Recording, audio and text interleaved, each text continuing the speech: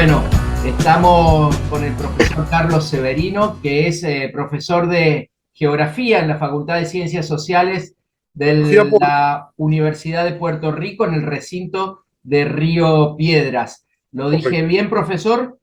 Sí, sí, sí. Enseño específicamente geografía política. Geografía política. Geografía Correcto. política. Y por eso lo quería consultar, profesor Severino, porque para nosotros el Caribe es, por un lado, muy querido, lo consideramos parte de América Latina, pero por otro lado también bastante desconocido y lejano. Y estamos muy al sur nosotros y nosotras, y nos acordamos siempre de una definición de García Márquez, el gran escritor García Márquez, que decía que hay un territorio que no es de tierra, sino de mar o de agua, y es el Caribe, ¿no? Y que tienen mucho en común todos y todas las caribeñas de las islas, de las costas de América del Sur, de América Central. Entonces, con lo que está pasando en el mundo y la reconfiguración geopolítica, sobre todo la muerte de la reina Isabel, la proclamación del nuevo rey del Reino Unido, esto afecta a muchos lugares del mundo, pero nos interesaba hablar con usted sobre el Caribe, especialmente sobre el Caribe. No todo el mundo está al tanto, pero más o menos hemos venido diciendo que hay algunos países independientes que siguen teniendo a la reina, en este caso al rey del Reino Unido, como jefe de Estado, y ahí, por ejemplo, en el Caribe tenemos a Bahamas, a Jamaica, Antigua y Barbuda, Belice, San Vicente y las Granadinas, Santa Lucía, Granada, San Cristóbal y Nieves. Hace poquito, en noviembre, se fue Barbados, que se convirtió en república. Y después, y después tenemos colonias, profesor, colonias hechas y derechas, como Anguila, Bermudas, las Islas Caimán, las Turcas y Caicos, la Montserrat, que está cerquita de ustedes, ¿no? Entonces, Sí. la primera pregunta es, ¿cómo influirá este cambio de monarca? Digamos, cuán distintos son Isabel y Carlos como para que uno pueda esperar cambios geopolíticos en el Caribe. Bueno, antes que todo, muchísimas gracias por el contacto, ¿verdad? Por la invitación. Eh, lo que puede pasar ya estaba en curso pasando. Y el Reino Unido, por lo menos en el Caribe, tenía una línea de contención importante porque una parte numerosa de eso que se llama la Mancomunidad Británica, pues pertenece al Caribe. En especial, el Caribe nutre bastante los 15 países que la reina se reservó para ser jefa de Estado, en una anomalía política sui generis, ¿verdad? Que no existía, nunca se ha visto, pues porque de eso convertía de facto a todos estos países independizados en realmente países semi-independientes. Pues porque es una anomalía, como le mencioné, eso de que un país tenga como jefe de Estado o jefa de Estado a una persona que a su vez es jefa de Estado de otro Estado, ¿verdad? Eso es algo que no se había visto nunca y yo creo que tampoco se va a volver a ver. Y ese elemento tan especial de cómo Reino Unido creó formas, por decirlo así, neocoloniales, para buscar la manera de cómo burlar la obligación que tenían a partir de 1945 de desmantelar el imperio, ¿no? La directriz de las Naciones Unidas era muy clara, ha sido muy clara, es muy clara. Hay que desmantelar los imperios colonialistas a partir del 45 del año pasado, y algunos países se la han arreglado para deshacer el imperio, pero que sigue existiendo el imperio, ¿no? Así que toda esta madeja de reformulaciones políticas pues nos recuerda mucho la famosa novela de la Lampedusa, ¿no? Hay que cambiarlo todo para que todo continúe igual, ¿no? Así que se replantearon unas nuevas formulaciones políticas distintas, ¿verdad?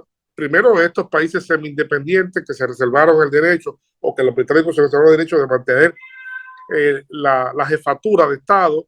Otro, como ya usted mencionó, que son simplemente entran en lo que se llama esa bolsa grande que le llaman territorios británicos de ultramar, que es otra ficción, ¿verdad? Política, para no llamarle colonias, porque son colonias realmente. Y además, pues, pues pienso yo todos los problemas que hay en otras partes más allá del Caribe, con lo que es Australia, que son países importantes en el orden del desarrollo económico e industrial, ¿no? Que eso es otro tema.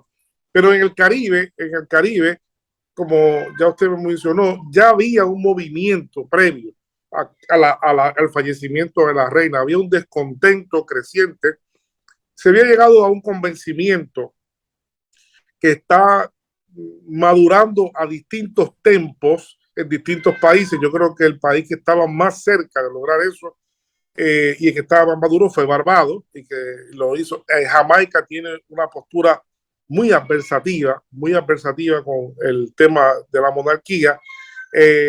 No hace mucho el primer ministro de San Vicente, sí, San Vicente y la Granadina, Ralph González, también ha dicho que está planificando celebrar un referendo.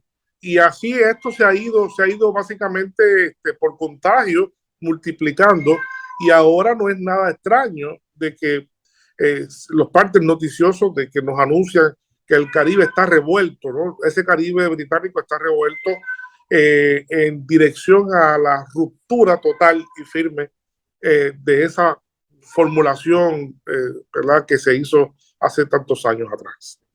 Profesor, y no es solamente romper los últimos vínculos colonialistas con la monarquía, sino también exigirle un resarcimiento por tantos sufrimientos en la época de la esclavitud, ¿no es cierto? Hay varios países que están planteando esto. ¿Usted cree que podría ser viable algo así?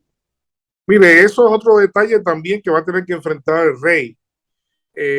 Y yo conozco algo de esa situación.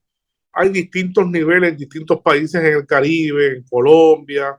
Los movimientos afrodescendientes están crecientemente caminando hacia llegar a un nivel también de maduración para exigir indemnizaciones y reparaciones por todo el daño, ¿verdad?, que se hizo de sacar a la gente de sus países forzosamente, de explotarlos, de esclavizarlos y todo lo que se conoce, ¿verdad? Muerte, asesinato, todo lo que se conoce de eso, ¿no? Así que eso es un gran tema que a mí me parece que donde mayor cohesión se tiene y mayor elaboración se ha logrado es precisamente en el Caribe británico. Yo creo que ahí es donde realmente ha alcanzado mayor, ¿verdad?, efervescencia, y donde se ha teorizado mejor, donde ha buscado, ¿verdad?, distintas maneras de especialistas visualizar esto. Así que yo me atrevería a aventurarme a decir que tarde o temprano, esto será algo que el rey tendrá que enfrentar, ¿verdad?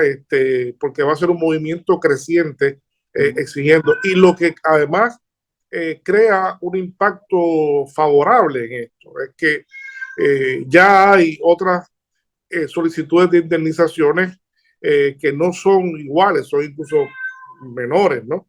Si es que esto, no me gusta usar ese término, es porque todo acto de esto de colonial es terrible, ¿no? No me gustaría ponerlos en orden.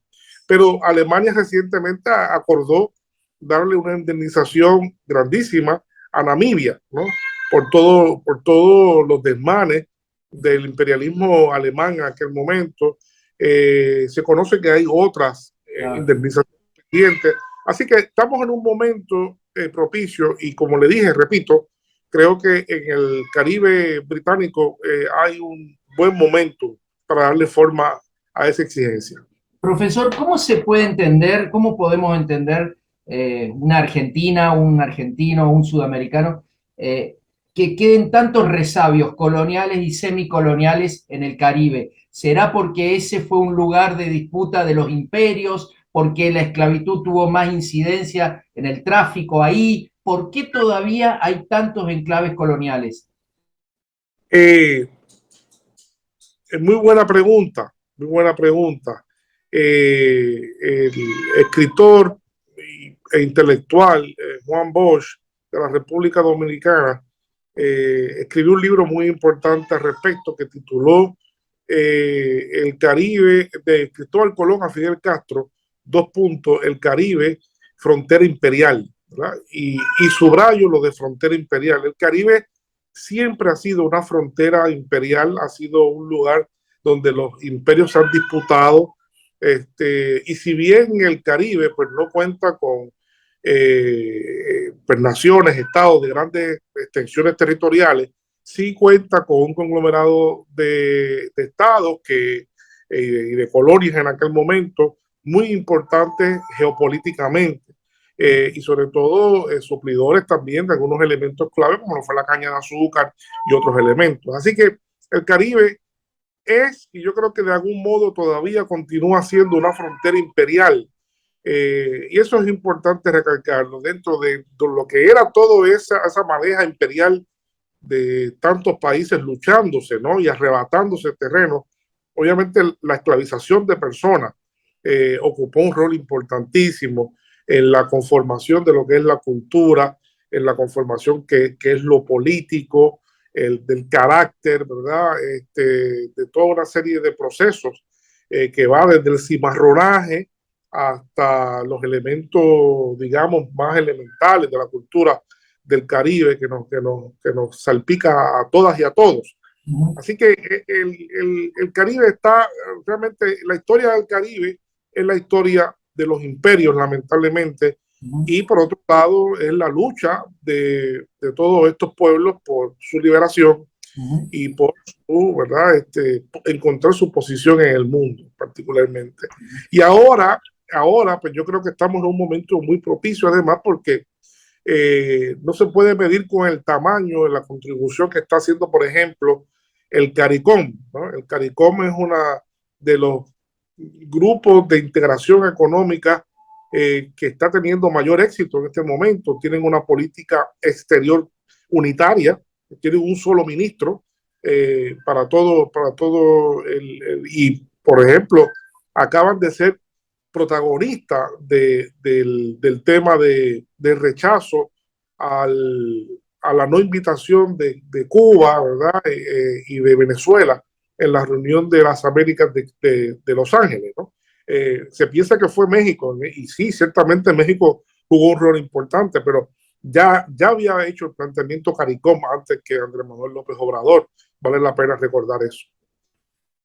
Profesor Severino, muchísimas gracias por estos minutos. Nos ayuda a entender lo que está pasando en el Caribe y a estar esperanzados también en todo esto que cuenta la unión de los pueblos del Caribe, el espíritu de lucha. Y la última pregunta que quiero hacerle, discúlpeme, espero no importunarlo, pero siendo usted puertorriqueño, le quiero preguntar por Puerto Rico. ¿Cómo definiría usted la situación de Puerto Rico en esto de semicolonia, colonia, estadualidad, etcétera, etcétera? ¿Y qué podemos esperar del pueblo puertorriqueño en cuestión de lucha para el futuro también, no?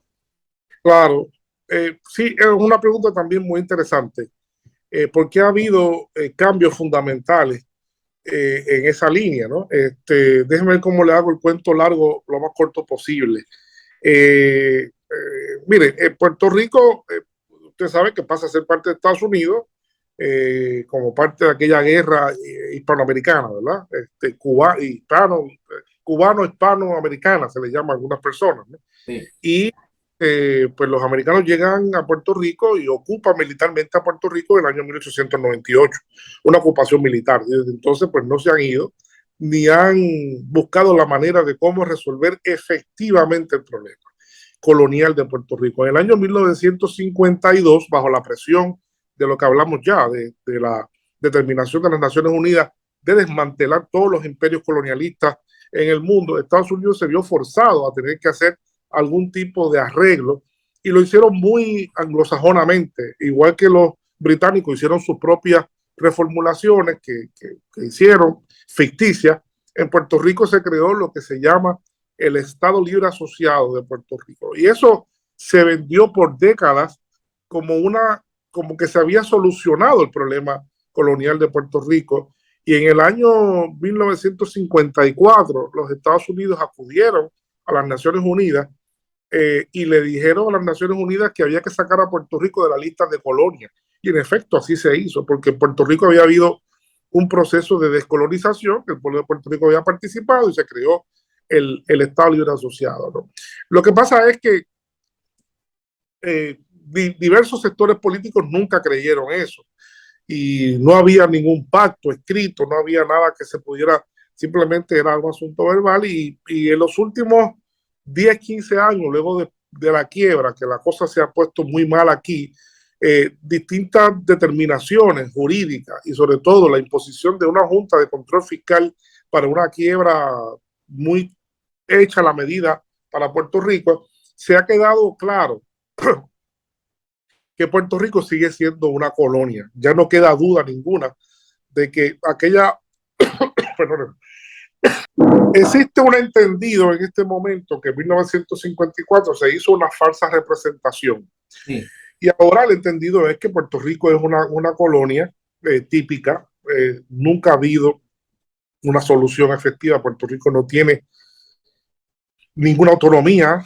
Eso se ha quedado claro. Claro.